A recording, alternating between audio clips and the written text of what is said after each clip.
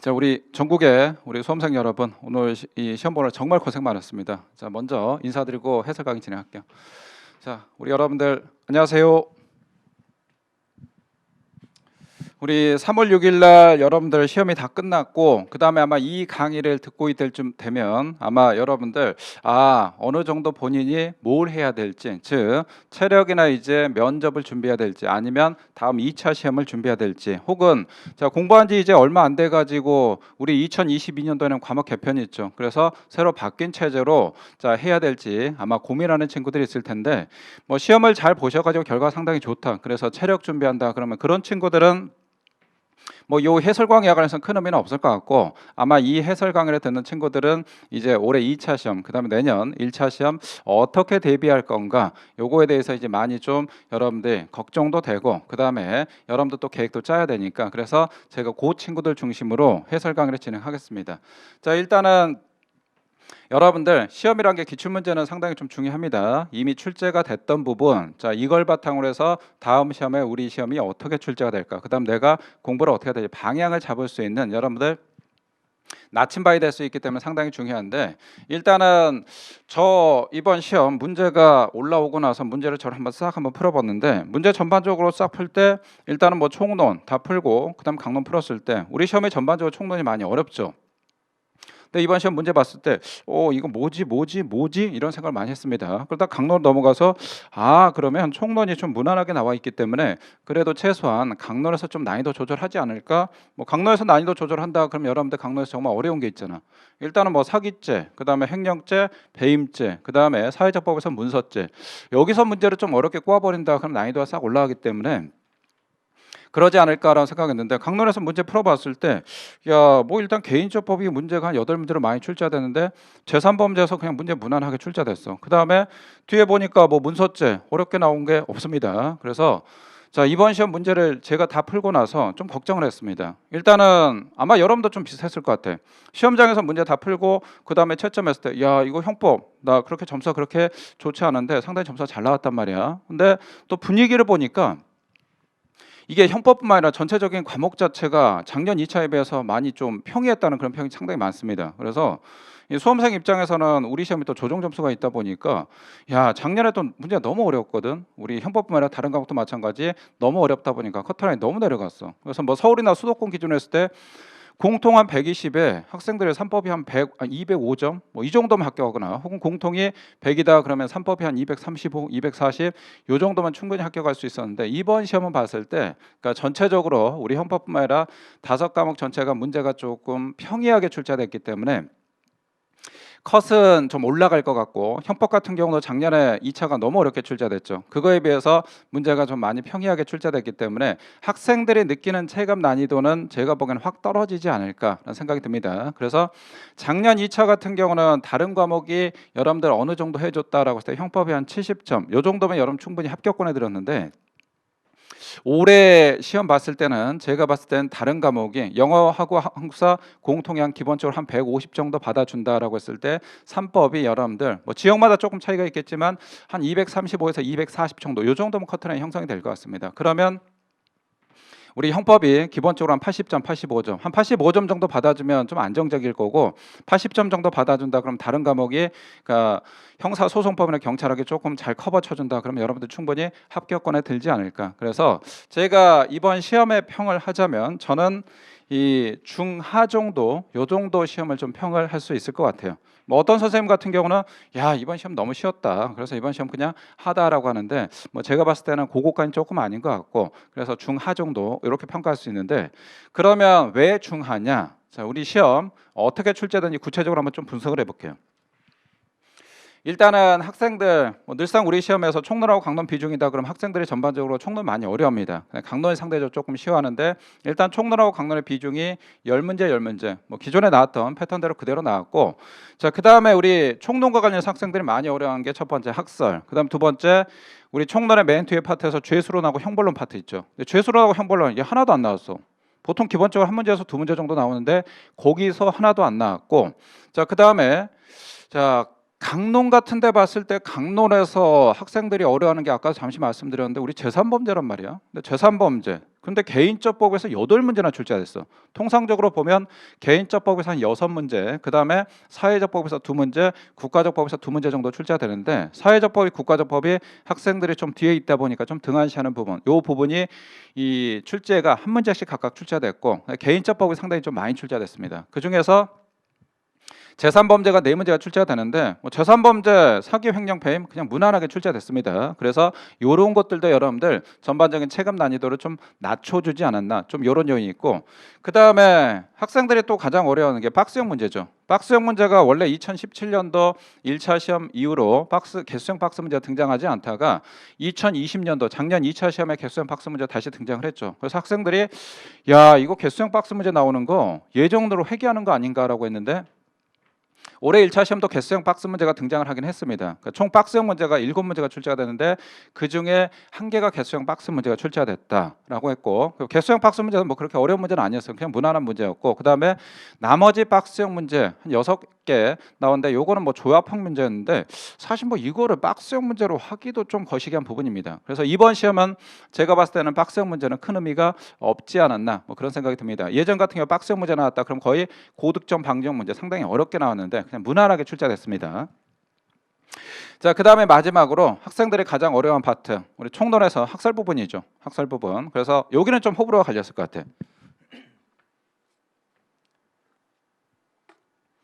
자, 학생들이 공부할 때 작년부터는 우리 시험이 교수 출제로 바뀌었죠. 그래서 교수 출제로 바뀐 가장 큰 변화. 여러분 아시겠지만 일단은 교수님들은 가장 좋아하는 게 학설 이론적인 부분이 상당히 중요합니다. 그래서 이론 절대 등한시하면 안 되는데 그래도 학생들이 좀 이론 부분이 상당히 어렵고 부담이 되다 보니까 어떻게 하냐? 에이, 나는 이론 그냥 제껴버리고 조문하고 판례에서 난 고득점 하겠다. 혹은 에이, 나 그냥 이론 그 한두 문제 제껴버리고 나 영어 잘하니까 나 공통 잘하니까 공통에서 고득점 전략 가겠다. 이런 학생들이 의외로 상당히 많았습니다. 또 작년 시험 같은 경우 너무 어렵다 보니까 학생들이 또 너무 지엽적으로 양을 확 늘리는 공부를 많이 했거든. 거기다 학설까지 팔려니까 이게 감당이 안 돼. 나중에 학설 다 쳐버렸는데 아마 여러분들 그래도 학설을 잘 챙기셨던 분들은 이번 시험 제가 보기에는 그냥 무난한 시험이지 않았을까 그런 생각이 드는데 에이 학설 부담스럽다. 학설 그냥 내가 버리겠다라고 했던 친구들은 이번 시험에서 아마 좀 많이 고전하지 않았을까. 최소한 학설 관련해서 5문제가 출제가 되는데 2문제는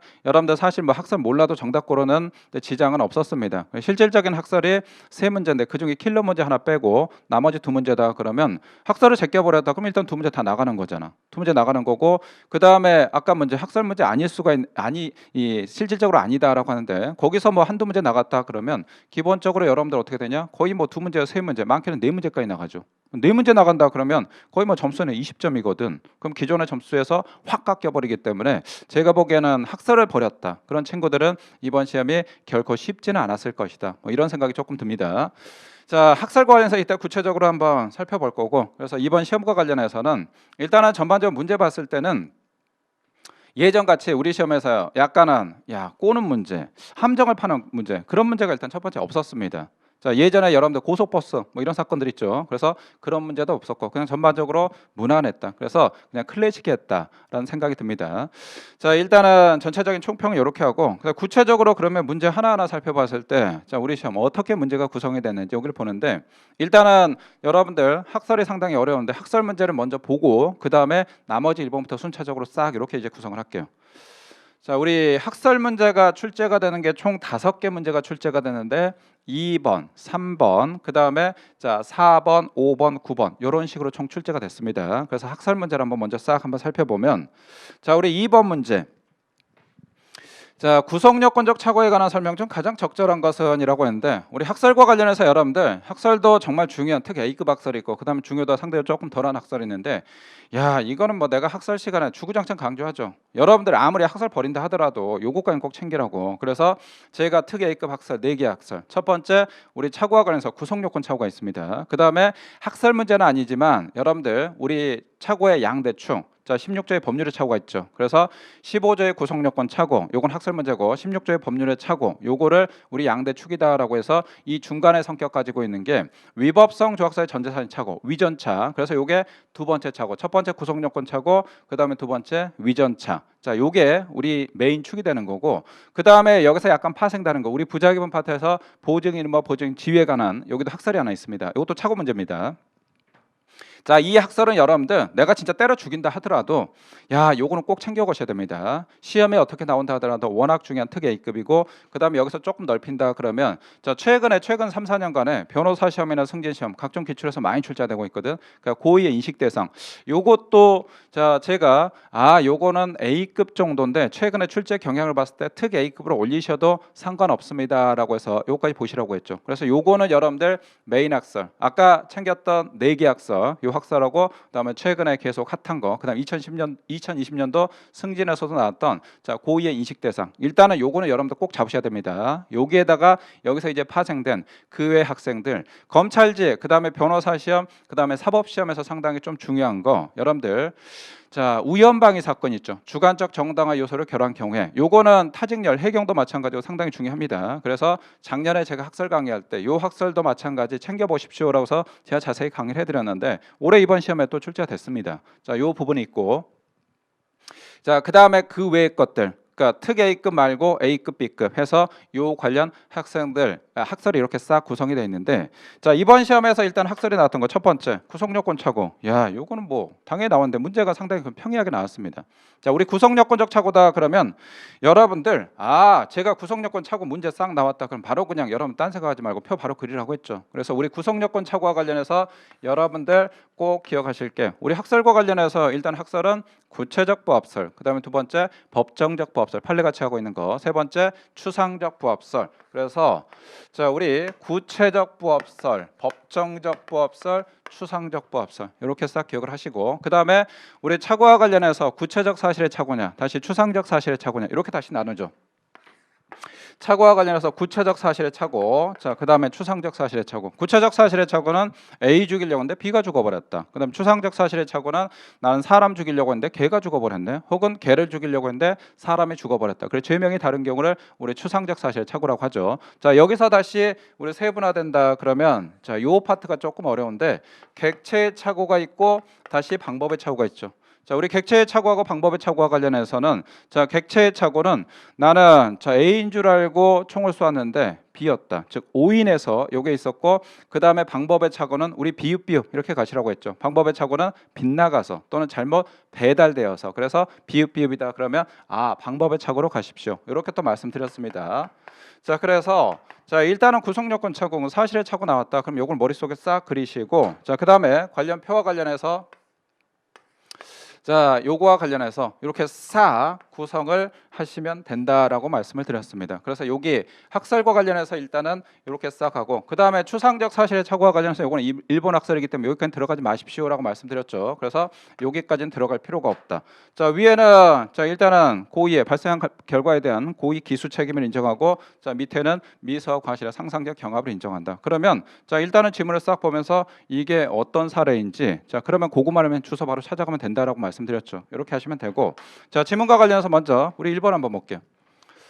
자, 갑이 친구 A를 살해하려고 독약을 놓아두었으나 친구 B가 이를 마시게 되어 사망했다. 자, 일단은 친구를 죽이려고 독약을 놔둔데 야, 요거 B가 마시고 죽어버렸네. 자, 일단은 여러분들 사람이죠. 우리 사람이다 그러면 구체적 사실을 차고, 자 이렇게 갈 거고, 그 다음에 A를 죽이려고 했는데 독약을 B가 먹고 죽었다. 그럼 이거는 여러분들 객체의 착오입니까? 방법의 착오입니까? 총알이 빗나간 건 아니죠. 그래서 오인했다라고 해서 자 객체의 착오 이렇게 보시면 되는데,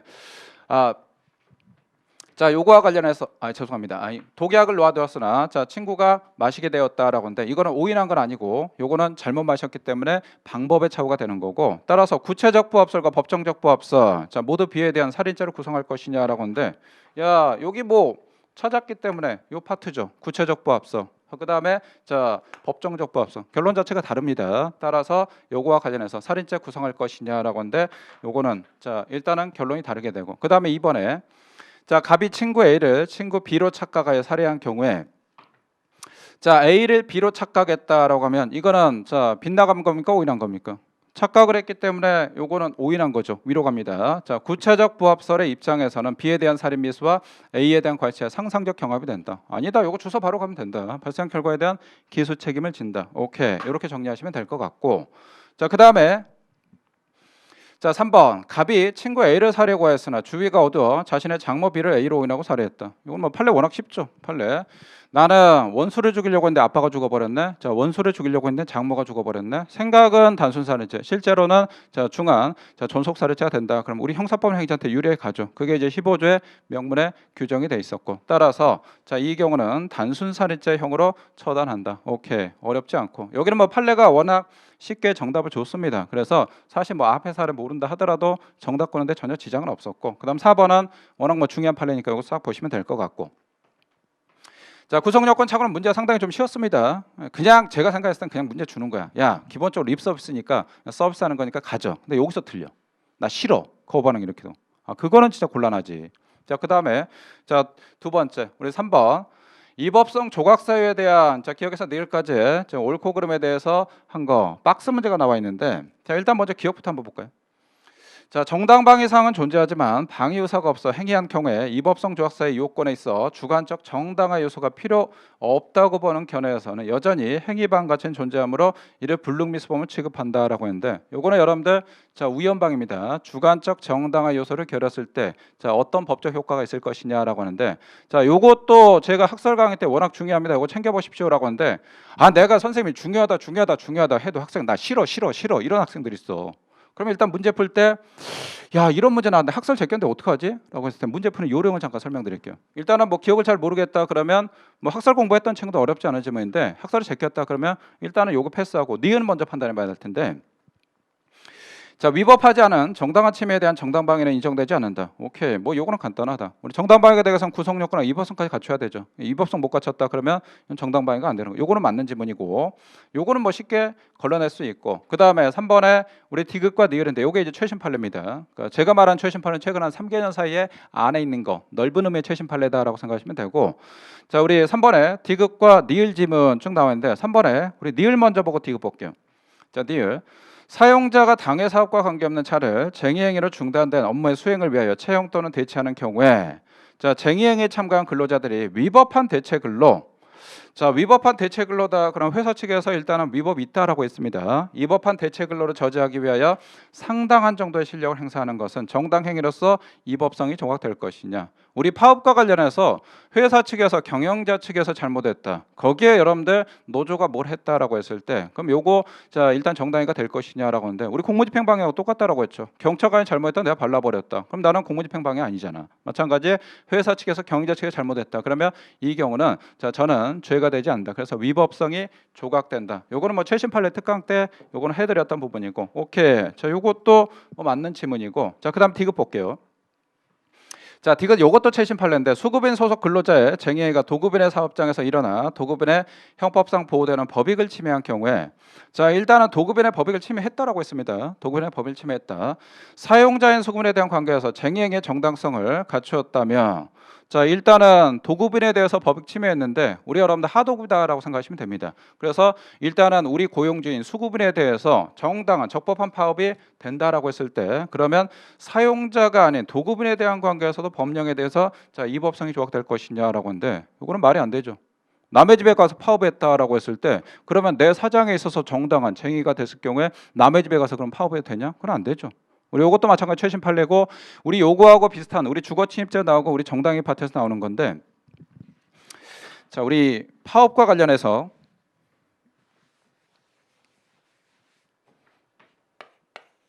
파업을 하는데 A가 있고 B가 있고 C가 있어. 야 여기 301호, 302호, 303호 쭉 해가지고 10개 회사가 들어가 있는데 A 회사 직원들이 자 301호 여기 로비 앞에서 북치고 장교처럼 맨날 파업하네.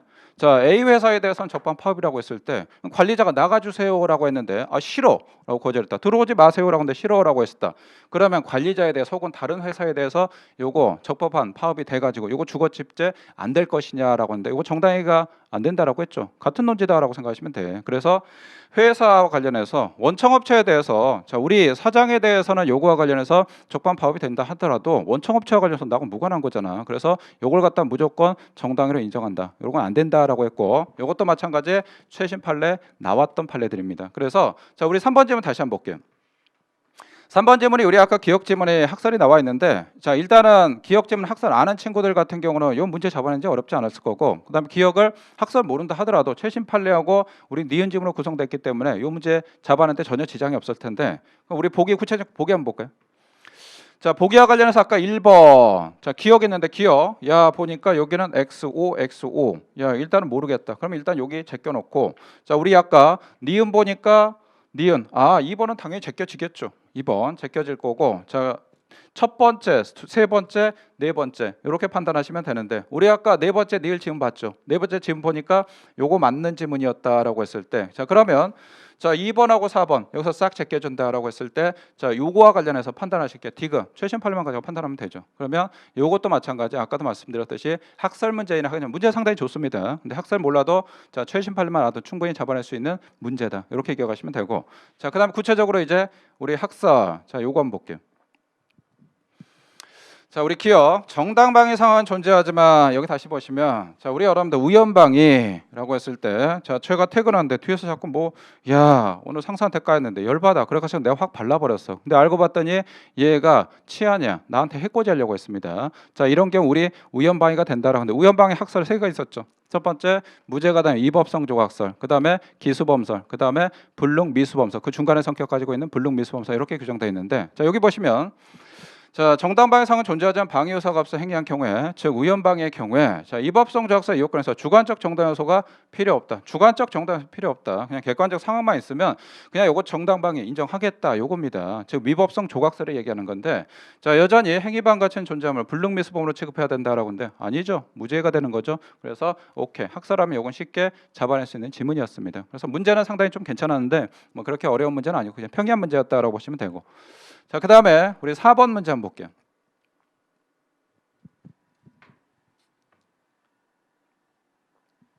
자, 4번과 관련해서 책임 능력에 대한 설명 중 가장 적절한 것만을 모두 고른 것은 자, 기억. 이건 뭐 단순 조문이니까 보시면 되고 니은도 뭐 쉬운 판례의 지문이었고 자, 그 다음에 디귿과 니을인데 원자형이죠. 야 원자형이 아까도 말씀드린 특A급이야. 근데 요거는 그냥 너무 무난한 지문을 줬어. 우리 원자형과 관련해서는 여러분들 학설 자 2가지가 있습니다. 첫 번째 원인 설정 해설, 그다음 두 번째 불가분적 연관설인데 학설 이름 자체 그렇게 안 준다라고 했죠. 원인 설정 해설, 그다음 불가분적 연관설에서 원인 설정 행위설은 간접 정보가 유사한 구조. 요 문구 기억하십시오라고 했고 불가분적 연관설, 불가분적 연관 이게 키포인트가 나온다라고 했습니다. 자 우리 디귿 자 원인에 있어 자론행의 가발성 근거를 원인 설정행에서 찾는 원인 행위실을 실행의 착수로 파악하는 견해에 대해서는 자 요거는 원인 설정 행설입니다. 자 일단 실행의 착수를 술 마셨을 때 요걸로 보는 견해는 책임 능력과 행위의 동시원체 원칙이 인정될 수 없다는 비판이 제기된다라고 하는데 아니죠. 얘네들은 왜 무리하게 실행에 착수 땡기냐? 어쩔 수 없이 행위 당시에 책임 능력이 있어야 되는 이 원칙을 고수하기 위해서 자 이렇게 합니다. 그래서 요거는 X가 되고 그다음 리을 원인에 있어 자론행의 가발성의 근거는 원인행의 실행에 불가분적 연관. 오케이 불가분적 연관이다 그러면 불가분적 연관서 얘네들의 실행의 착수는 술 마실 때가 아니고 칼로 찌를 때로 보죠. 칼로 찌를 때. 자 찾아 실행 행위를 자 심신장애 상태에서 행위로 파악하는 견해에 대해서는 실행 행위의 정형성을 무시하게 돼 예비행위의 구별이 곤란하다. 실행의 정성 무시하는 게 아니죠. 요거는 학설이 바뀌었습니다. 이거에 대해서는 여러분들 실행의 착수를 술 마셨을 때 실행의 착수로 보는 원인 설정 행위설에 대한 비판이 됩니다. 그래서 요거는 뭐 워낙 중요한 지문들이 나왔기 때문에 그냥 제가 요거 문제 봤을 때 난이도로 봤을 때는 그냥 하 혹은 중하 정도 이렇게 되는 문제입니다. 자, 그 다음에 9번도 마찬가지 여러분들 자 우리 기억 학설 나와 있는데 이것도 사실은 학설 문제는 아닙니다. 왜? 내가 기억 모른다 하더라도 문제 고는데 전혀 지장이 없기 때문에 자 먼저 우리 자 기억 자 제한적 종속 형식의 입장을 취하게 되면 정범의 책임이 자 조각되는 경우에 공범이 성립할 수 있을 것이냐. 자, 요것도 학설 특강 때 뭐 설명드렸어요. 이거 중요합니다. 꼭 기억하십시오라고 하는데 자, 일단 나는 선생님 학설하고 알러지 반응 있어. 일단 학설 제꼈다. 그 학생들 먼저 보면 야, 일단 기억 잘 모르겠는데 일단 기억 패스. 니은 교사자가 피교사자에 대해 상해 또는 중상일 교사인데 피교사자 이를 넘어 살인한 경우에 교사자에게 피해자의 사망이란 결과에 대해 고의가 없더라도 살인죄 교사범 될 것이냐. 아, 이거는 너무 쉬운 판례지. 결과집가면서 나왔다. 야, 가서 손 좀 봐. 상해하라고 내가 가서 죽여버렸다. 그러면 저는 상해치사죄 교사범이 되는 거죠. 오케이. 요거는 뭐 쉽게 잡아냈고. 그 다음에 디귿. 공범관계에는 공범은 공범자 상호 간에 직접 또는 간접적으로 범죄 공동 실행에 관한 암묵적인 의사의 연락이 있으면, 즉 공모가 있으면 족하고, 비록 전체 모의 과정이 없었다 하더라도 수인 사이에 의사의 연락이 있으면 공동 전범이 성립할 수 있다. 오케이. 요것도 뭐 쉬운 질문이고. 자, 그다음에 밑에 실행에 착선해 장래 실행 예상하고 이를 용이하게 하는 행위라 하여 방조한 경우에 정범이 실행에 나아갔다. 정범 성립. 아, 요것도 뭐 그냥 주는 질문이고. 자, 그다음 미음. 목적범에서 있어서 목적 없는 고의 있는 도구를 이용한 경우에, 자, 우리 목적범이다. 대표는 내란죄가 있죠. 내란죄. 우리 전두환 각하께서 고 최규하 대통령 각하 계엄령 선포하십시오. 아, 그건 그러면 목숨 보존치 못합니다라고 해서 최규하 전 대통령을 갖다 총칼로 위협해가지고 쿠데타 일으켰던 사건. 전두환 전 대통령에도 내란죄 간접정범이 성립하는 그 사건인데, 피용자에 대한 의사지배가 인정되지 않으면 간접정범이 성립할 수가 없다라고 했는데, 아니죠. 우리 내란죄 간접정범 인정을 했습니다. 그래서 요거와 관련해서는 요거 한번 우리 보기 질문 다시 한번 볼게요. 자, 내가 아까 기억이 학살 나왔는데 기억 잘 모르겠어. 일단은 요거는 패스하고, 그 다음에 쭉 나와 있는데, 야, 요거는 참 문제를 너무 그냥 줬어. 왜? 두 번째 보면 니은 XOXX. 그러면 통상적으로 여러분들 요걸로 정답 처리할까? 나머지로 정답 처리할까? 당연히 나머지. 야, 이걸로 정답 처리. 나머지 지문이 의미가 없는데. 자, 여기도 마찬가지. 이것도 XOOO. 그럼 통상적으로 이걸로 정답 처리 안 하지. 진짜 출제위원들이 진짜 여러분한테 와, 그냥 가지십시오. 여러분들 이런 문제 아니고는. 그럼 여기도 마찬가지. 지문도 아까 문제 쉬웠고, 그 다음에 니을도 마찬가지 같은 패턴으로 구성되어 있고, 야, 미음 아까 여기 나왔잖아. 그러면 여러분들 사실 뭐 기억 지문을 모른다 하더라도 정답권에 전혀 지장이 없는, 여기는 문제 난이도 하가 됩니다. 일단 이렇게 잡으시면 되고. 자, 그 다음에 우리 학설 분야 관련해서 기억 지문 한번 볼까요? 자, 제한적 종속 형식 입장을 취할 때라고 했는데, 우리 여러분들 학설 관련해서 요거는 한 3가지 정도만 기억하십시오라고 했는데, 자, 제한적 종속 형식과 관련해서 제한적 종속 형식, 그다음에 극단적 종속 형식, 요게 이제 시험에 주로 출제가 되는데, 제한적 종속 형식과 관련해서는 우리 종속 형식의 정도와 관련해서는 일단은 구성 요건에 해당하고 위법성까지 최소한 갖춰야 된다라고 했죠. 그다음 책임은 필요가 없다라고 했다. 그래서 우리 제한적 종속 형식과 관련해서 정범이 책임 조각된다네. 자, 책임 조각된다라고 했을 때 9살짜리한테 얘한테 편의점에서 마트에서 물건 가져와라고 했을 때, 그러면 이 경우에 절도의 교사가 될 것이냐? 최소한 여러분들 구성 요건 위법성 갖춰야 되는데 갖췄죠. 그럼 이 경우에 절도죄 간접정범이 되는 게 아니고, 이 학설에 의하면 현재 통설의 학설입니다. 이때는 절도의 교사범이 될 수가 있다. 그래서 이 학설도 중요한 학설이고 쉬운 지문입니다. 그렇게 쌓으시면 보시면 되고. 자, 그 다음에 우리 이제 킬러 문제 5번 문제 한번 볼까요? 우리 5번 사례와 관련해서, 야, 저 이 문제 보면서 처음에는 요거 싹 보면서, 야, 이거 경찰학 형소법, 야, 요거 지문까지 했는데, 야, 문제 상당히 지문 사례 공들여서 잘 만들었다, 그런 생각 많이 했습니다. 밑에 지문을 보니까, 야, 요걸 보면서 내가 진짜 경찰 시험에 대해서 극찬하는 게, 우리 경찰 시험은 여러분들 각종 국가 시험에서 수능 시험 빼고, 그다음 사법 시험 빼고, 수능 시험 대한민국에서 최고 양질의 문제를 양산한 시험이고, 사법 시험도 마찬가지 대한민국에서 국가 시험 중에서 거의 최고 시험입니다. 근데 그 시험 빼고, 야, 우리 경찰 시험 양질의 문제, 진짜 문제 질이 좋거든. 근데 이런 문제를 보면, 야, 역시 여러분들이 진짜 경찰 시험에 응시한 거, 그다음에 경찰관 되려고 하는 거, 내가 진짜 자랑하고 싶어. 물론 이제 되는 관문이 조금 힘들어서 그렇지.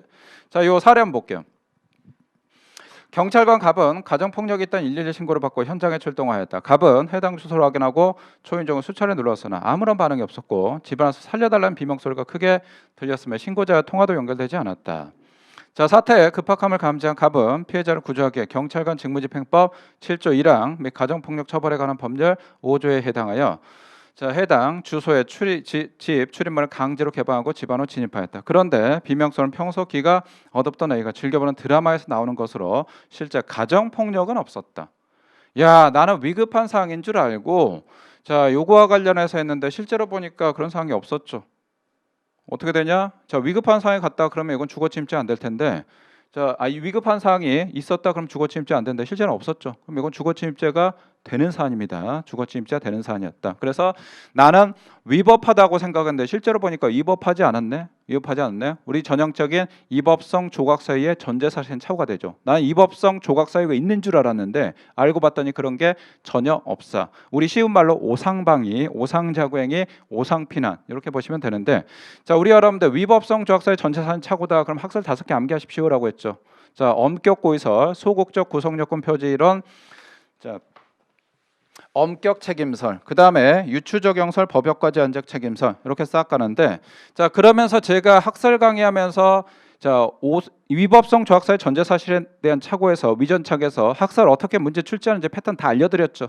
자, 일단은 학설 관련해서 첫 번째 전형적으로 나오는 게 과실이 있는 경우에, 과실이 있는 경우인데, 과실이 있는 경우는 두 가지가 나온다라고 했죠. 첫 번째, 과시범 처벌 규정이 있는 경우가 있고 과시범 처벌 규정이 없다. 과시범 처벌 규정이 있는 경우는 대표적으로 살인죄, 상해죄가 있고, 과시범 처벌 규정이 없다. 그럼 폭행죄가 나왔는데 여기는 뭐가 나왔냐? 주거침입죄가 나왔습니다. 주거침입죄도 과시범 처벌 규정이 없죠. 과실 주거침입죄 이런 게 없기 때문에. 그래서 자, 패턴 두 번째가 출제가 됐습니다. 일단은 과실 있고, 자, 그 다음에 과시범 처벌 규정이 없는 경우다라고 했을 때 각각의 학설에서 엄격 고의설이다. 그러면 이 학설 중에서 유일하게 얘만 고의범으로 처벌한다라고 했죠. 얘는 자, 일단 고의범 아니면 무죄거든. 그래서 엄격 고의설에 의하면 여러분들 고의범이 되고 나머지는 과시범인데 과시범 처벌 규정이었기 때문에 싹 무죄가 된다. 이렇게 빼시면 되는데, 자, 첫 번째 우리 1번 지금 여기를 한번 볼까요? 자, 가백의 위법성의 인식이 없어 고의가 조각된다고 보는 견해에 따르면 가백에는 불가벌이다라고 했는데, 요거는 이제 우리 엄격 고의설이라고 하는데, 야, 내가 이거를 잘 모른다 하더라도 일단은 뭐 패스 한번 해볼게요. 자, 여기까지 들어가기는 쉽지는 않기 때문에. 자, 그 다음에 두 번째 2번, 자, 위에서 하는 법률의 착오의 문제로 파악한다. 우리 여러분들 착오와 관련해서 오상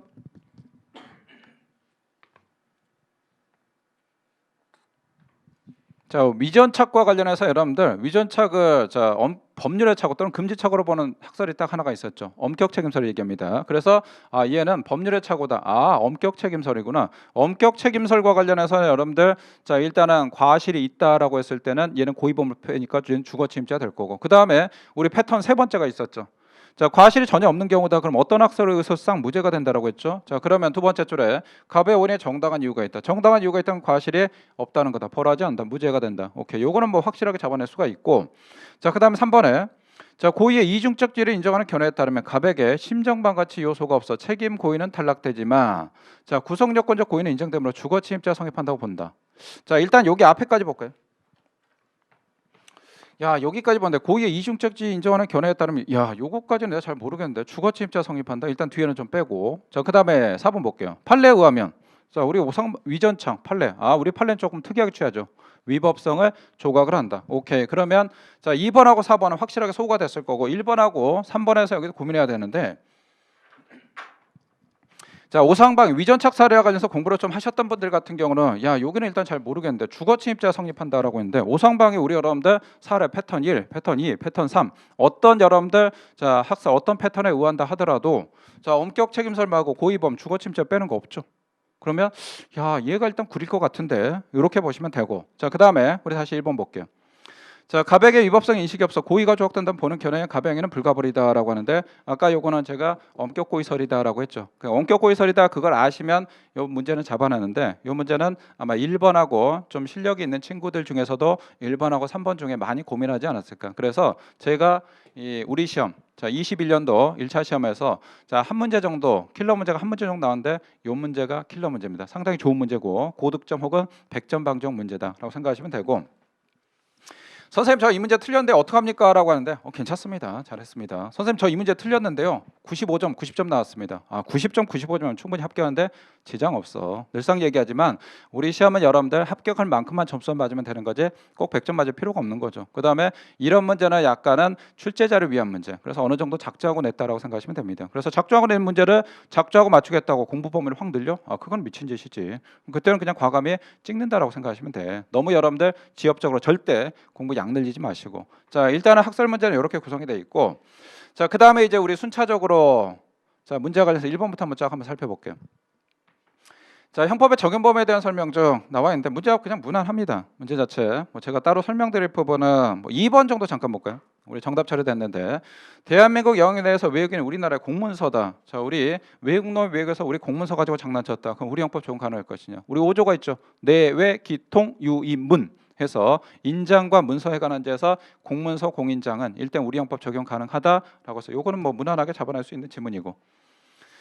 자, 그다음에 우리 여러분들 6번과 관련해서 6번도 자, 미수와 예비에 대한 설명을 가장 적절한 것은 자, 1번은 요거 뭐 조문이고 그다음 2번 범행이 발각됐고 두려워 범행 중지한 경우에 자의한 중지 미수를 볼 수가 없다라고 했는데 우리 중지 미수 인정은 딱 하나밖에 없잖아. 명 친해지면 사건 단독 전범일 때 친해지면 사건 그거 아니면 싹 쳐버리십시오라고 했죠. 그래서 중지 미수를 볼 수가 없다. 그다음에 우리 3번도 요거 잠깐 보면 소송 비용 편취할 의사로 소송 비용의 지급을 구하는 손해배상 청구에 소를 제기한 경우에 쭉 나와 있는데 요거는 작년 2차에서 한번 장난쳤죠.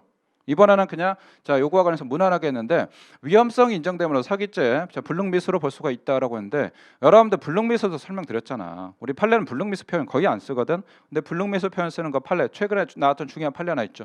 만취 한 줄 알고 와이프의 친구를 성관계했던 사건. 자 요거만 우리 여러분들 중간가죄 불능미수 인정하고 나머지 불능미수 나왔다 그럼 싹 아웃 처리하시면 됩니다. 그래서 요 문제도 상당히 좀 주는 문제다. 난이도 하의 문제다라고 생각하시면 되고.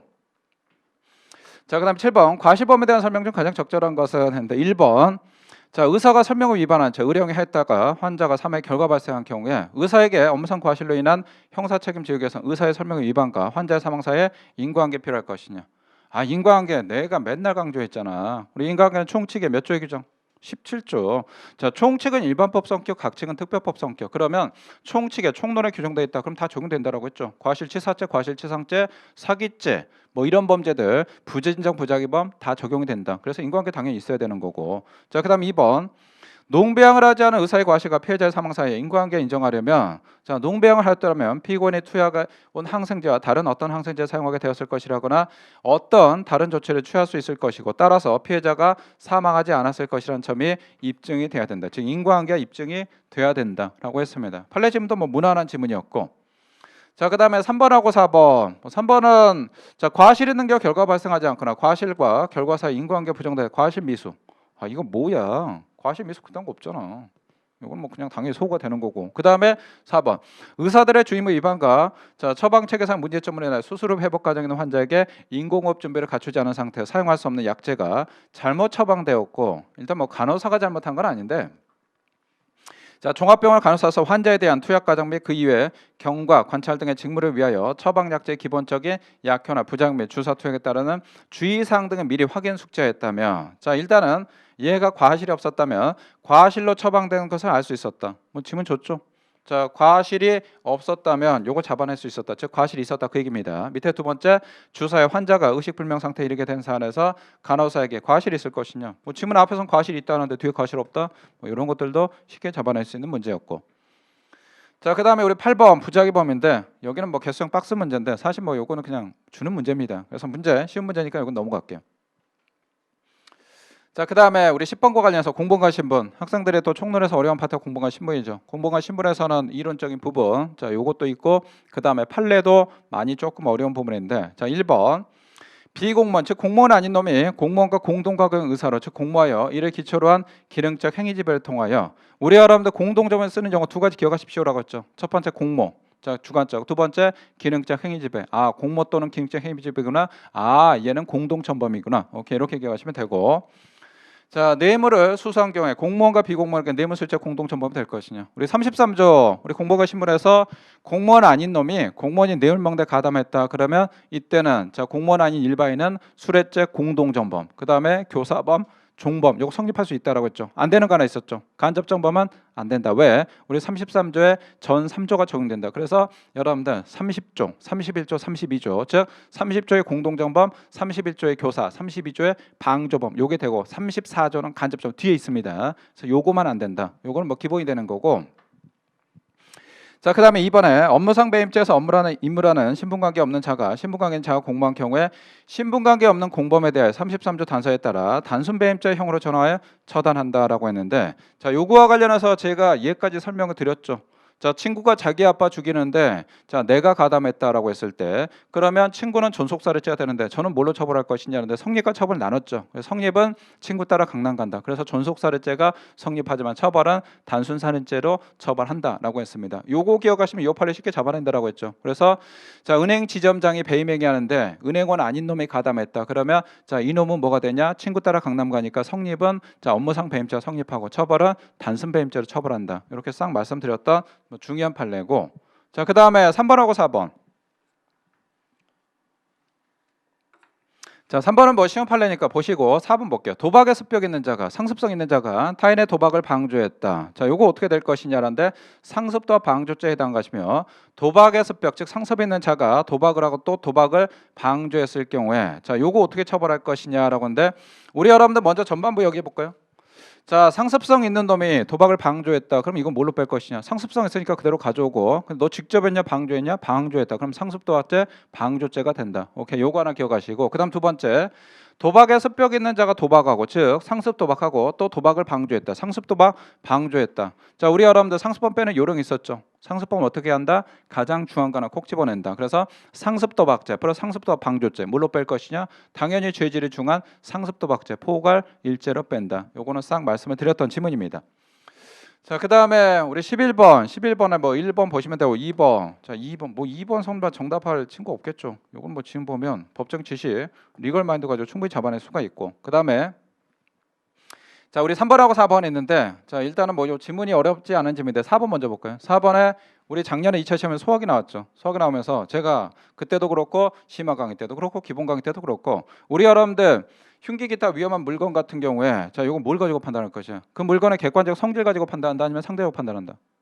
상대적으로 판단한다라고 했잖아. 예를 들어서 제가 야, 여기서 물 마시고 있는데 요거는 위험한 물건이 아니죠.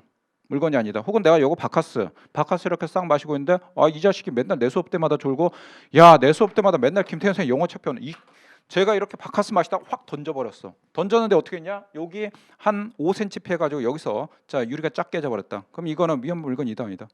된다라고 했죠. 그래서 여러분들 요거와 관련해서 어떤 물건의 폭력에 대한 처벌에 관한 법은 3조 1항 조금 아쉬운 게 우리 폭처법 3조 1항이 위헌 판결나서 삭제가 된다. 요게 출제가 돼서 조금 아쉬운 부분이 있습니다. 자, 위험한 물건에 해당하는지 여부는 구체적인 사안에서 사회 통해 비춰 그 물건을 사용하면 상대방이나 제3자 생명 또는 실제 위험을 느낄 수 있는지에 따라서 판단한다. 오케이. 자, 그다음에 3번. 상해에 관한 동시범 규정 가행이라는 것 자체가 분명치 않다. 요거 적용할 것이냐? 아니라고 했잖아. 우리 동시범 그냥 개념 그대로 가면 되잖아. 자, 우리 여러분들 동시에 범죄를 범했다. 이걸 우리 줄여서 뭐라고 하냐? 동시범이라고 하죠. 동시에 범죄를 범했다. 그럼 둘 다 같이 해야 되잖아. A란 놈도 총을 빵 쏘고 B란 놈도 총을 빵 쏘아야 돼. 근데 누구 총에 맞았는지 인과관계 입증되지 않았다. 이게 동시범이잖아. 근데 한 놈은 했고 한 놈은 안 했다. 이건 동시한 게 아니죠.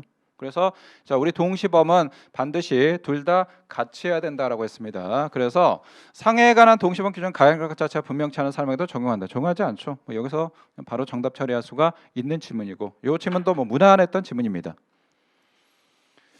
자, 그다음에 12번 우리 12번 관해서 직권남용 관련해서 최근에 이 판례들이 좀 많이 좀 출제가 됐던 지문인데 최신 판례가 자, 기억 니은 디귿 니을 지문 나와 있는데 요것도 문제가 상당히 좀 쉬운 지문입니다. 문제가 왜 쉬운 지문이냐?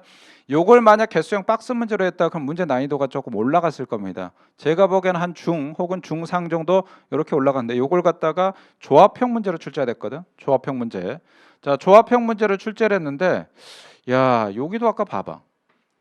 야, 이건 문제가 진짜 출제위원들이 이번에 너무 친절했다. 수험생들한테 너무 배려했는데 자, 기억을 보면 하나 다르고 나머지 오 니은 자, 얘 다르고 나머지 오 디귿 얘 다르고 나머지 오 니을 자, 요거만 좀 다르네. 오케이. 여러분들 우리 사지선다형에서 여러분들 개수형 박스 문제는 그냥 순차적으로 풀면 되죠.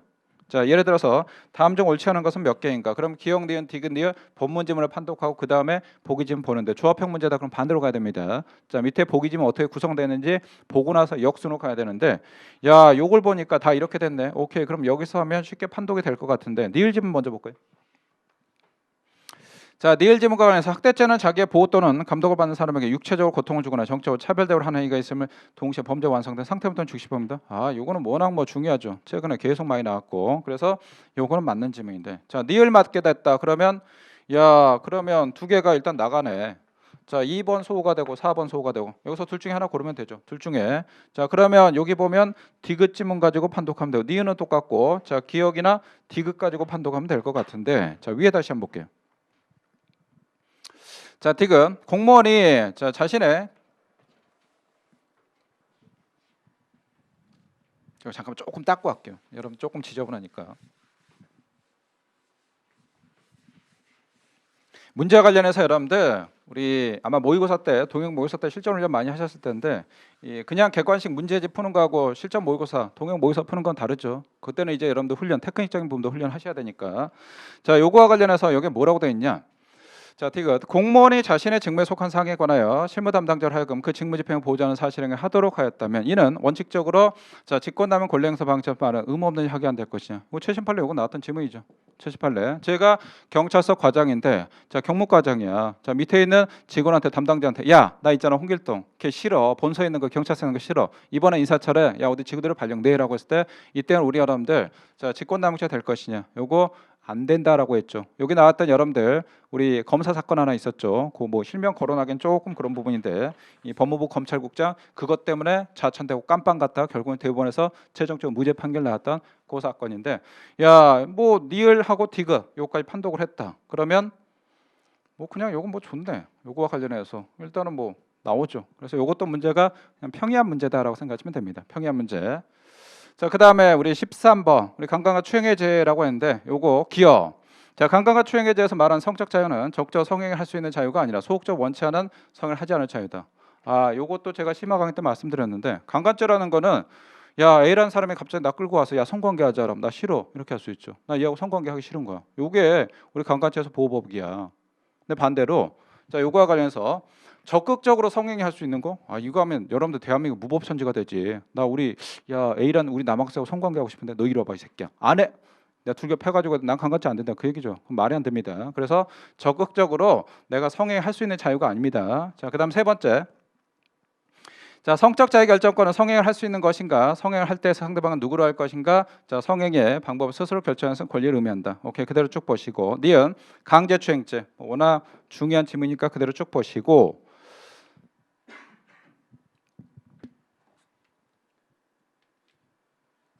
자 그다음에 디귿 자 디귿 리을 쭉 나는데 위계한 간음죄 여러분들 자, 미성년자 간음죄 판례가 작년에 중요한 전업죄로 바뀌었죠. 그래서 그 판례가 자 올해 승진해서 한번 출제가 됐고 또 올해 채용 시험도 한번 출제가 됐던 지문이고 위계한 간음죄 성의자 위계적 언동이 존재했다는 사정만으로 위계한 간음죄 성립하는 것은 아니고 위계적 언동의 내용 중에 피해자가 성행을 결심하게 된 주요한 동기를 이룰 만한 사정이 포함되어 있어 피해자 자발성애적인 성적 자유 결정권을 행사할 수 없다고 평가할 수 있어야 된다라고 하는데 미성년자 간음죄 나왔던 최신 판례입니다.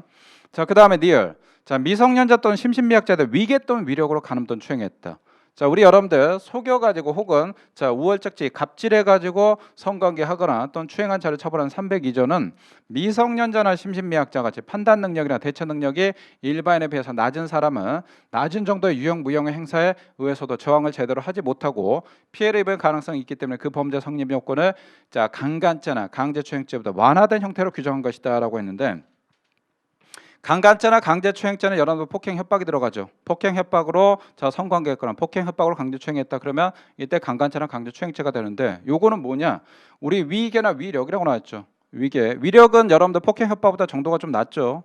우리 업무방해죄도 위력에 의한 업무방해죄가 있잖아. 그래서 아 이런 경우는 미성년자 일단 어린애들이거든. 그 다음에 심신미약자 이성적인 판단을 아직은 못할 나이들입니다. 그래서 이런 것들 우리 사회가 우리 국가가 보호해주기 위해서 이런 사람들을 보호해주기 위해서 여기다 위계 위력에 한 이런 것들로 처벌합니다. 따라서 자 밑에 두 번째 줄에 그 범죄 성립 요건은 강간죄나 강제추행보다 완화된 형태로 규정한 것이다. 오케이.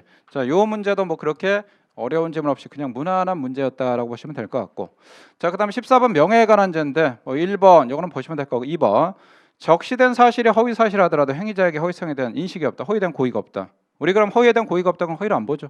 그럼 이때 어떻게 될 것이냐? 나는 이거와 관련해서 진실인 줄 알고 까발렸는데 알고 봤더니 허위였다. 그러면 이때는 307조 2항이 아니고 307조 1항에 대한 명예훼손죄 된다라고 했죠.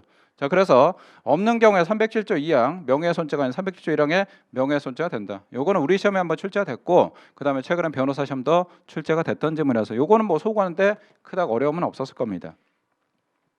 자, 그다음에 14번, 아니 3번, 보기 3번. 평균적인 독자적 관점에서 문제된 부분이 실제로는 비평자의 주관적 의견에 해당하고, 자, 실제로는 뭐냐? 그냥 개인적인 의견이래. 우리 명예훼손죄가 되기 위해서 명예훼손죄는 사실을 적셔야 되는데, 사실 제가 그랬죠. 야, 유재석 있잖아, 싹쓸이 뭐 치라라고 했네. 노래 못해. 노래 못해. 자, 이건 명예훼손죄 안 된다라고 했죠. 우리 사실의 적시는 어떤 팩트를 얘기하는데, 그 팩트는 진실이든 허위든, 자, 요걸 얘기하는데, 어떤 개인적인 생각, 주관적 의견은 우리 명예훼손죄 사실 적시가 아니다라고 했습니다. 근데 여기는 뭐라고 하냐? 실제로는 개인적인 생각이래, 주관적인 생각이래. 유재석 노래 못해. 자, 이런 경우에 다만 비평자가 자신의 의견을 강조하기 위한 수단으로 겉으로 보기에는 증거에 입증 가능한 구체적 사실관계를 서술한 형태의 표현을 자, 사용한 것이라고 이해된다면, 즉, 자, 실질적으로는 그냥 주관적인 생각인데 형식상은 뭐냐? 어떤 사실관계다, 어떤 팩트를 얘기한다, 그 얘기입니다. 이 명예훼손죄 많은 사실 적시에 해당한다 볼 것이냐라는데, 이건 실질 가지고 판단해야지. 실제는 이건 개인적 의견이라고 했으니까 따라서 의견이 된다. 오케이, 이건 명예훼손죄가 될 것이냐? 안 된다라고 했고, 요거는 판례가 나온 지가 조금 됐는데, 요 판례가 나올 것 같은데 나올 것 같은데 안 나오다가 드디어 우리 시험에서 요거 출제가 됐던 부분입니다.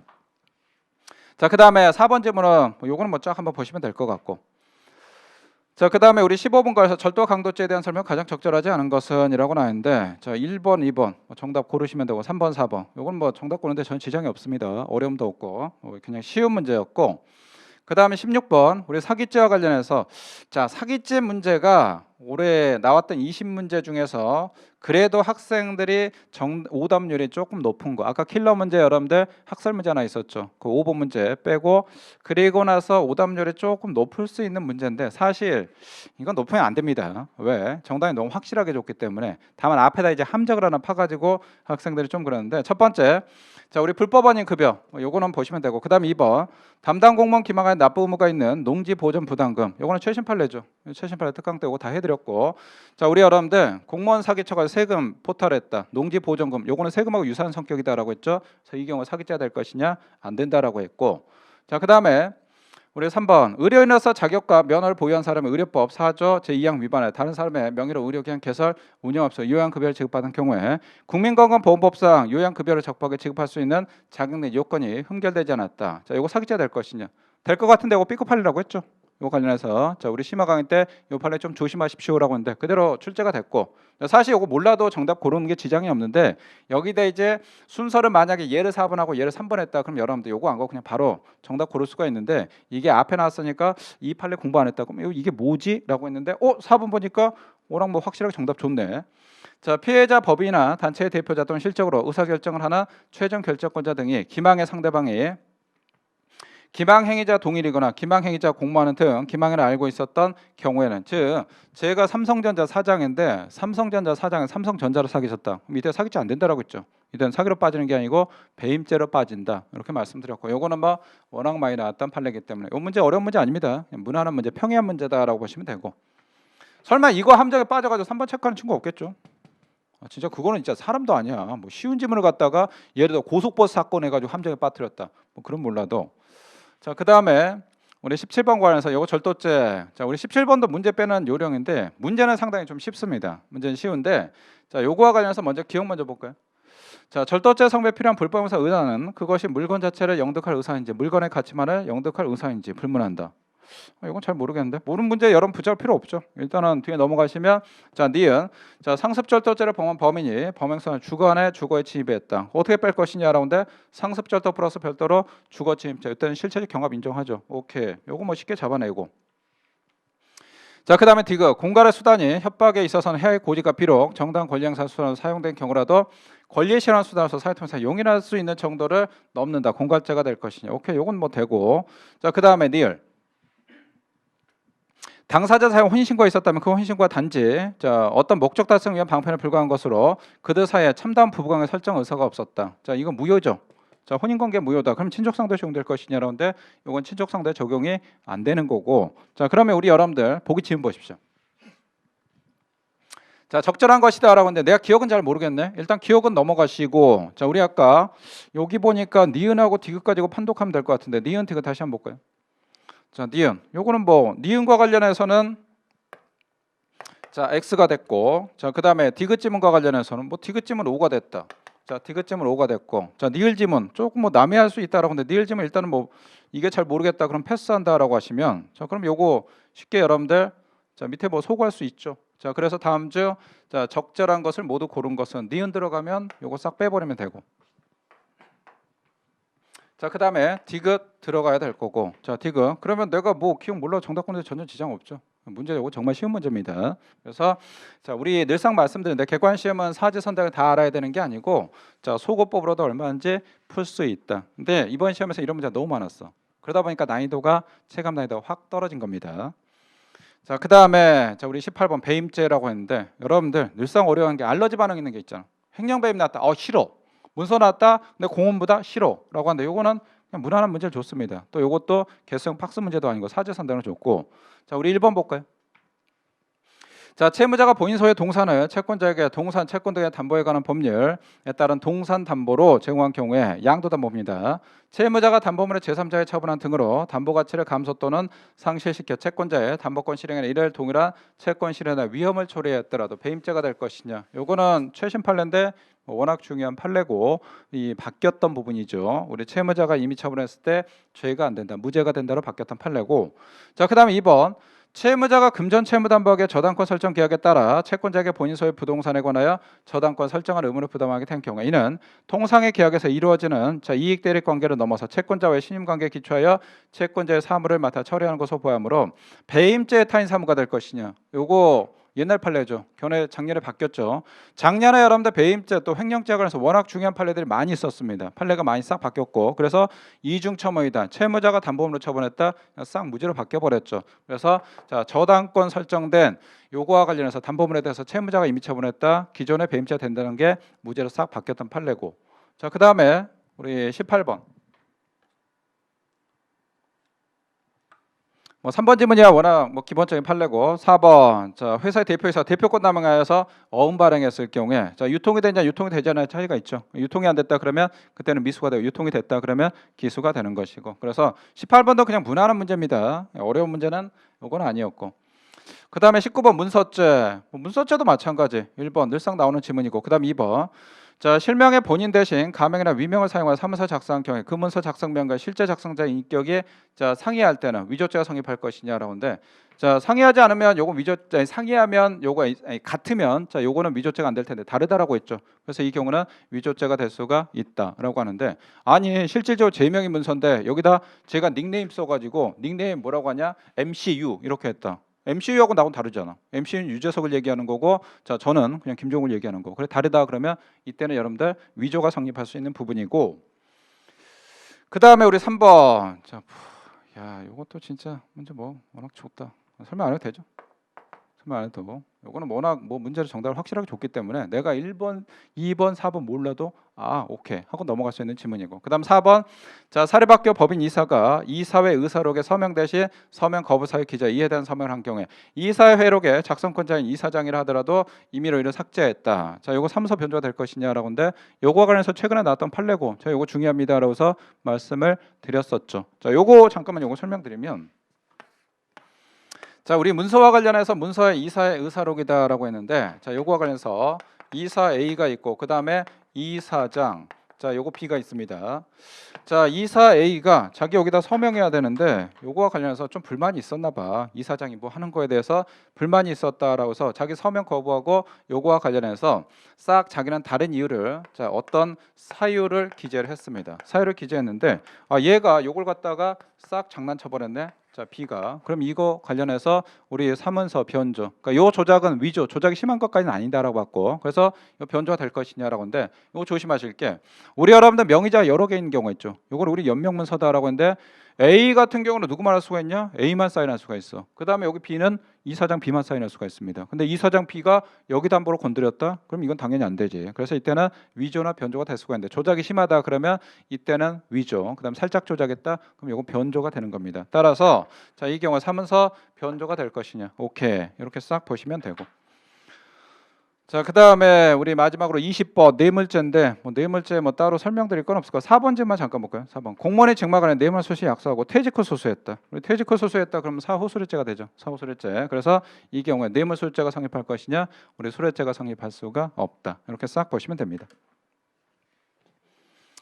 자, 일단은 여러분들 우리 시험 보는 친구들 생각만큼 결과 좋은 결과 나온 친구들이야. 여러분들 우리 다음 일정 이제 준비하시면 될 것 같고, 공부를 한 지 얼마 안 돼 가지고 좀 공부를 더 이제 해야 되거나 공부 나름대로 열심히 했는데 생각만큼의 결과 안 나와 가지고 상심한 친구들이 있을 텐데, 여러분들 일단 시험은 지나갔기 때문에 우리 늘상 그러죠. 지나간 버스에 손 흔든다 안 흔든다.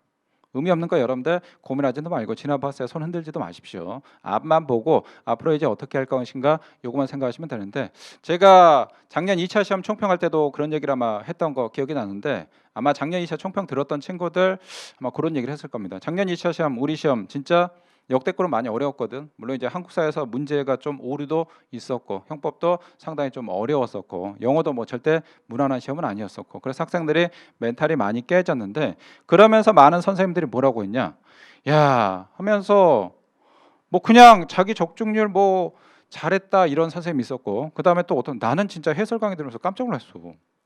선생님이 진짜 울어. 와 진짜 이분은 진짜 내가 보기에는 그냥 배우하면 짱일 것 같아. 해설 강의에서 뭐 문제 이렇게 나와가지고 내가 진짜 학생들한테 너무 미안하다. 그러면서 나중에 어떻게 하냐? 아니 본인이 그렇게 해서 본인 중심 잡아야지. 본인 중심 못 잡고 불안해가지고 야 문제 이렇게 지엽적으로 나온 거 아닌가?라고 해서, 우리 시험에서 합격하려면 요 정도만 합격하면 되는데 본인이 불안해니까 양을 갖다 대다시만 늘려버려. 학생들한테 그렇게 공부하라고 하고. 그러니까 저는 작년에 제 강의 안 듣고 딴 선생님 강의 들었다가 저한테 오는 학생들 상담 많이 합니다. 선생님 제가 이렇게 하는데 형법이 0이 너무 많아 힘듭니다. 점수가 또 안 나옵니다. 한국사도 마찬가지고 양을 정말 많이 늘려. 내가 그러지, 야 너 우리 시험이 한 명만 뽑는다, 100점 맞아야 되는 시험이다, 500 맞아야 된다, 그럼 너 그렇게 하면 되는데 우리 시험 그렇게 아니잖아. 인원도 많이 뽑잖아. 합격할 만큼만 점수 얻으면 되지. 왜 너는 100점을 왜 목표로 하냐. 모든 걸 다 완벽하게 하려고 하냐. 너 완벽하게 하려고 취하있다가 너 잘못하면 폭망한다, 그런 얘기를 많이 했어. 그래서 우리 시험에 여러분들, 우리 시험뿐만 아니라 모든 사법시험도 마찬가지고 수능시험도 마찬가지야. 이 시험이 5과목 다 500 맞아야 되는 시험이 아니기 때문에 여러분들 절대 양 늘리지 마십시오. 필요 이상으로 양 늘리지 마시고 여러분들이 중심 잘 잡고 가면 돼. 내가 그렇게 양 늘리지 말고 내 하는 대로 가라라고 했더니 내 강의 안 듣고 딴 선생님 강의 듣다가 강의 뭐 최신 판례 특강만 듣다 뭐 하다가 그런 친구 자꾸 불안해. 선생님 이렇게 해도 됩니까? 다른 선생님들은 A라는 선생님 이렇게 하는데 B라는 선생님 이렇게 하는데 나만 믿고 따라와. 너 그리고 모의고사 한번 봐봐. 모의고사 점수가 진짜 믿고 따랐을 때 안 나온다, 그럼 내가 문제지만 그게 아니다 그럼 네 잘 가는 거거든. 그렇게 해서 이번 시험 봐봐. 여러분들 내가 공부하라고 하는 범위 내에서 그렇게 나왔잖아. 적중률도 중요한데 강사한테 가장 중요한 게 뭐냐? 첫 번째 당연히 적중률 해야지. 이 강사 믿고 있는데 적중률 50%밖에 안 돼. 이 강사 믿고 있는데 점수 죽어라 해도 60점밖에 안 돼. 그러면 당연히 안 되지. 그럼 강사 자질이 없는 거고 그건 당연한 거고, 그거 플러스 더 유능한 강사는 뭐냐? 적중률은 여러분들 당연히 높아야 되고, 자 그다음에 두 번째 양을 최소화시켜야 돼. 아니 적중률 높은데 양을 그냥 어떻게, 야 그냥 뭐 천문학적으로 늘려버려? 여러분들은 형법만 공부하는 게 아니잖아. 5가지 공부해야 되고, 내년에 2020년도 바뀐 시스템이다 그러면 당연히 형법의 비중이 고등학교 수학과 같은 역할을 하기 때문에 많이 투자해야 되지만, 지금 현 체제에서는 아직은 선택 과목이란 말이야. 그럼 선택 과목은 선택 과목답게 충실하고 공통 확실하게 잡고, 영어가 안 된다 그럼 영어를 확실하게 잡아서 자 형법의 공부량을 최소화시켜서 여러분들 좋은 점수 많이 수도 가성비 갑의 전략을 짜고 공부를 해야지. 그래서 내가 진짜 여러분께 꼭 담보고 싶은 게, 첫 번째 절대 필요 이상으로 양 늘리지 마십시오. 시험에서 양 늘리면 폭망합니다. 여기 하나가 있고, 그 다음에 두 번째, 학생들이, 물론 이거를 학생들 탓이라고 하기는 좀 그래. 여러분 탓이라고 하기는, 기출문제가 중요하다 보니까 기출문제 분석을 잘해. 잘하는데 이번같이 문제가 그냥 무난하거나 좀 평이하게 나왔다 그러면 상관없는데, 작년같이 문제가 상당히 좀 어렵게 나왔는데 너무 지엽적인 부분에서 나와버린다 그러면 학생들이 불안하거든. 왜? 내가 이렇게 열심히 공부했는데 점수가 생각보다 안 나오다 보니까. 그래서 학생들이 쓰는 방법 중에 하나가 뭐냐? 쌍끌이 작전 갑니다.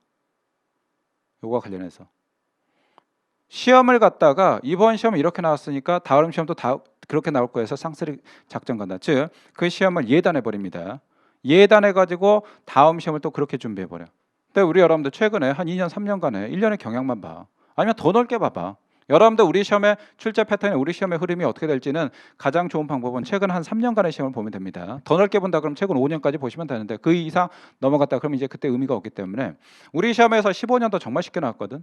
15년도 시험에 1차, 2차, 3차가 있었는데 그때는 또 인원도 워낙 많이 뽑았고 박근혜 정부 당시 보니까 문제가 지금보다 훨씬 쉬웠으면 커트라인도 그때는 뭐 72점 이렇게 그러니까 총점 해가지고 원점수 기준으로 그렇게 나와 있었고 그 다음에 17년도 2차, 17년도 2차 워낙 문제 쉬웠어. 우리 15년도에는 얼마나 쉬운지 알아?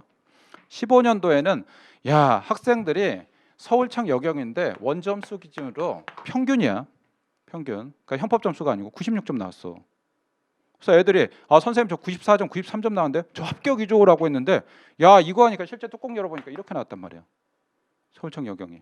그 다음에 17년도 여러분들 2차도 문제가 상당히 쉽게 나왔는데 그때 서울청 남경 기준으로 했을 때 전후경 특채는 80점. 그 다음에 일반 공채 같은 경우는 남경은 84점 나왔습니다. 84점은 진짜 높은 거야. 형법 점수를 얘기하는 게 아니야. 5과목 커트라인 얘기하는 거지. 이 정도로 문제가 쉽게 나왔단 말이야. 그러다가 어렵게 나오고 또 작년에는 최고로 극강 난이도로 나오다가 이번엔 또 난이도가 확 떨어져 버렸잖아. 그러면 출제위원들이 사실은 난이도를 요렇게 막 흔들어 버려. 그럼 수험생들 미쳐버립니다. 근데 그게 또 이유가 있어. 왜? 출제위원들 입장에서는 자 가장 신경 써야 되는 게 첫 번째 정답 10이 돼 있는 거. 작년 2차에서 정답 10이 나오니까 이건 직격탄이잖아. 수능도 정답 복수도 나오거나 정답 5이 나왔다 그럼 직격탄입니다. 첫 번째 이게 가장 크고 그 다음에 두 번째는 야 적정한 난이도 변별력 갖춰야 되는데 이게 정말 쉽지가 않거든. 양질의 문제, 많은 시간과 많은 비용을 들여가지고 양질의 문제를 양산한다. 그러면 수능같이 하면 그게 가능한데 우리 경찰 시험은 그게 사실 현적으로 좀 어렵습니다. 그러다 보니까 출제원들이 쓰는 방법 중에 하나가 어떻게 하냐? 출제 패턴을 난이도를 포함해서 요걸 확 뒤집어 흔들어 버립니다. 그럼 학생들이 중심 못 잡는 학생들은 그냥 여러분들 바다에서 파도가 쳐. 그렇게 아주 높은 파도는 아니야. 태풍이 오는 건 아닌데 파도가 조금 한 높이 치는데 야 이거 불안 중심 못 잡아가지고 어떻게 할까? 그러다가 그냥 침몰해 버려. 근데 노련한 뱃사공들은 있잖아. 파도와 관련해서 그걸 거스르지 않아. 그대로 그냥 물결 따라 가면 돼. 그럼 또 지나가면 끝나거든.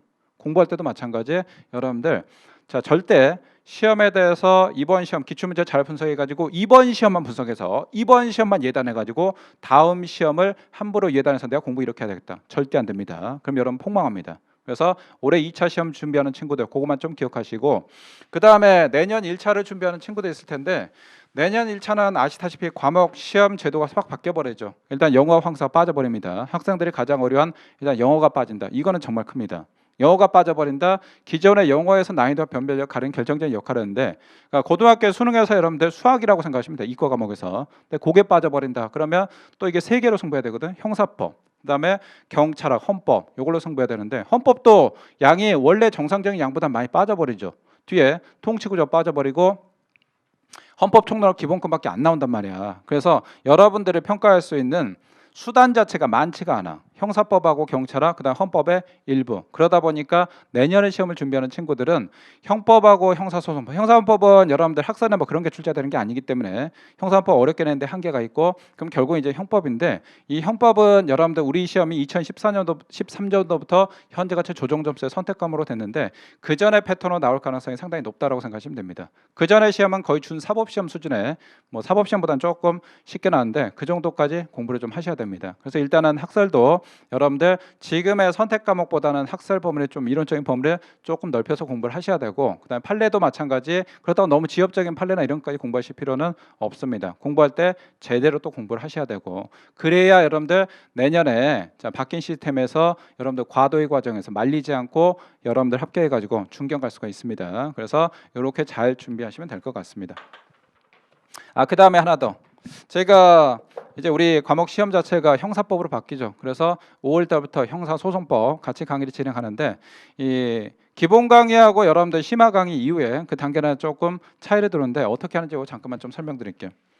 기본 강의는 형법에 이제 법에 대해서 초심자들 그 다음에 기초가 탄탄하지 않은 친구들이 주로 이제 듣는 강의다 보니까 그래서 기본 강의는 제가 형법 강론 그 다음에 형법 총론 형법 이렇게 들어갑니다. 그 다음에 그걸 끝내놓고 형사소송법 이렇게 들어갑니다.